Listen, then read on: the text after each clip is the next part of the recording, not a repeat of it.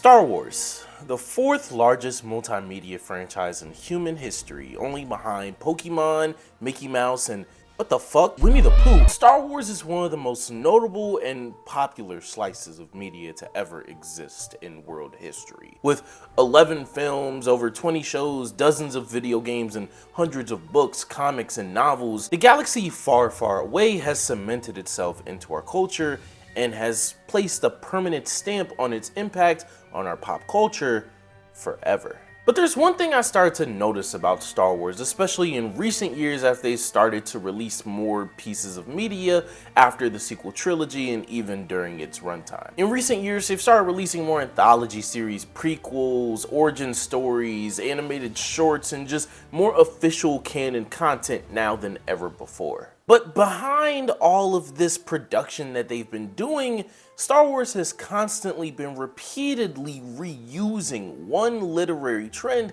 that they popularized themselves over 40 years ago. The single formula which has made Star Wars so praised and highly adaptable into all of these forms of media and different forms of storytelling, and one that the universe itself has clung onto for their past half century of stories. This ultimate formula for Star Wars' success is the hero's journey. Luke Skywalker is arguably the most iconic main character in the history of modern media. The protagonist of the original trilogy was mapped out by George Lucas to be the epitome of George Campbell's hero's journey character map. The formula was originally solidified in Campbell's The Hero with 1,000 Faces, released in 1949, which was the culmination of analysis of narrative patterns and the patterns of hero character arcs over the years from psychologists, anthropologists, and Campbell's own examination of the so-called monomyth. The actual formula for the monomyth follows 17 stages separated into the 3 acts of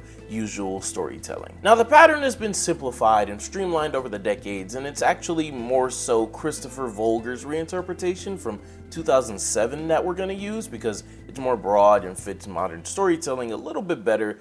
So for the actual stages of the monomyth, we have number 1, ordinary world. Then we have the call to adventure, the refusal of the call, the meeting with the mentor, crossing the first threshold, tests, allies and enemies, approach to the innermost cave, the ordeal, the reward, the road back, the resurrection, and the return with the elixir. And when we pair these stages up with, like I said before, the epitome of Star Wars as well as the hero's journey itself, Luke Skywalker, he fits this model to a T. And the most interesting part comes from the fact that if we pair this formula up with almost every major main character that Star Wars has had since Luke, it lines up almost perfectly as well. Everyone from Revan to Anakin, Obi-Wan, Ahsoka, Ezra Miller, Rey, Kylo Ren, Kyle Katarn, and you could even argue more like the Jedi Exile from KOTOR 2 or Starkiller almost fit the general theme and stages of the hero's formula. So why, on God's green earth, does Star Wars continue to just Control-C, Control-V this formula onto all of their titular characters, onto all their protagonists over the past 4 decades? And to answer that question, as well as coming to a better understanding of how Star Wars and the hero's journey are forever intertwined, I wanted to talk to someone who I believe is one of the only people that I know of that knows more about Star Wars and that analyzes storytelling almost as good as me. My homie Vader is a Twitch streamer who can honestly talk about anything under the sun, from Black history to geopolitics, sports, and of course, for the purpose of today's video, Star Wars. Check him out because I hear he'll be back streaming soon, so if that's the case, make sure that y'all follow his Twitch channel. It'll be in the link in the description, and I'll put something on screen for it. But regardless, I hit him up for this topic, and while we talked, I came to a few realizations about Star Wars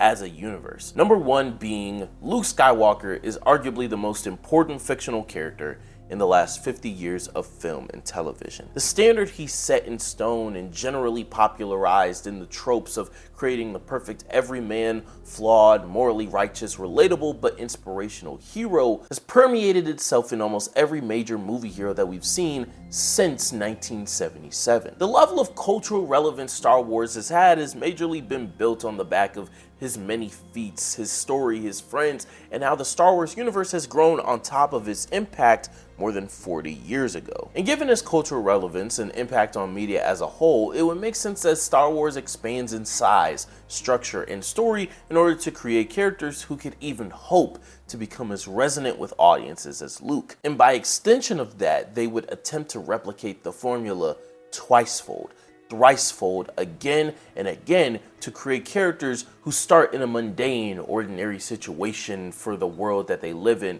then are requested or dragged into an adventure or a higher calling that they initially deny the chance for said opportunity, but then they come across a person, mentor, guiding light, or just a memory that pushes them to inadvertently move towards the path that promises adventure, and then they're bombarded with the true test of their commitment and skills. And then you guys see what I'm fucking talking about. It's every single one, every single main character, anyone that you could think of in any franchise that has been semi-popular or seen some type of success in the past 40 years of film and television. Almost all of them follow this formula in some way, shape, or form. And that's only because of, yes, George Campbell's own name, right, and his recognition and impact on literary analysis and just how to tell stories in general, but also none of that matters if it wasn't for the popularity of Star Wars and the resonance of Luke Skywalker and his story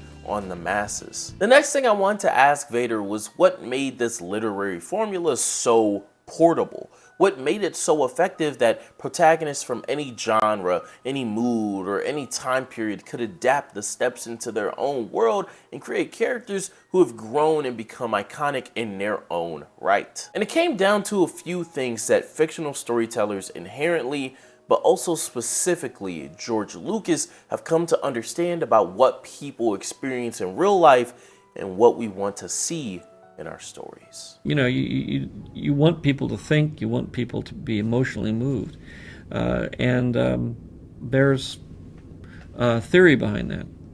In terms of storytelling, it's been around for thousands of years. That's where something like live theater or live performance is something that is very valuable, because you get instant feedback from your audience, and you kind of know the things that work and the things that don't work. I don't ever see movies by myself. I always see them with other people. Because I want to know what works. I want to know where they laugh. I want to know where they don't laugh. I want to know what they think about it afterwards.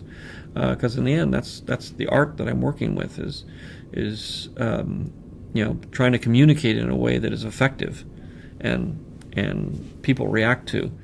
We as people struggle.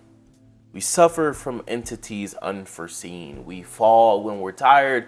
We crumble when we're pressured. We fight and fail to succeed time and time and time again in our lives. Most of us in America will never move 100 miles beyond where we were initially born. Half of us will never ride a plane. 70% of us will live paycheck to paycheck. And these are all things that everyone watching this video has to face in one way or another. But one thing we all share as well is that at some point in our lives, we wanted more. More than we had experienced before, more than we had always seen, more than we could ever imagine.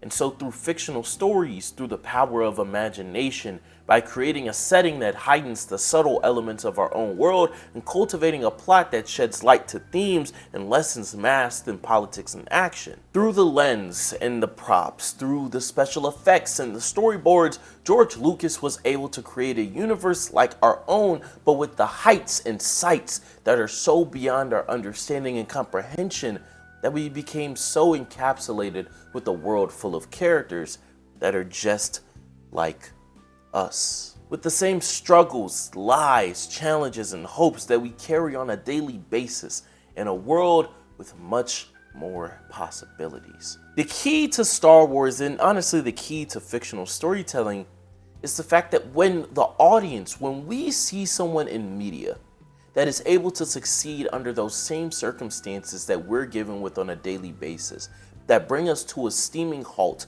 make us cry, make us turn to religion, make us do whatever, it gives us a sense of possibility that we can do it ourselves. And it's that aspect of storytelling that George Lucas, and as a result Star Wars, has come to understand on a level of almost any other franchise, above almost any other work of art that has led them to be able to replicate a formula that perfectly encapsulates the mundane, the ordinary, the average, and then transforms them into the inspirational, the extraordinary, the conflicted, the legendary hero.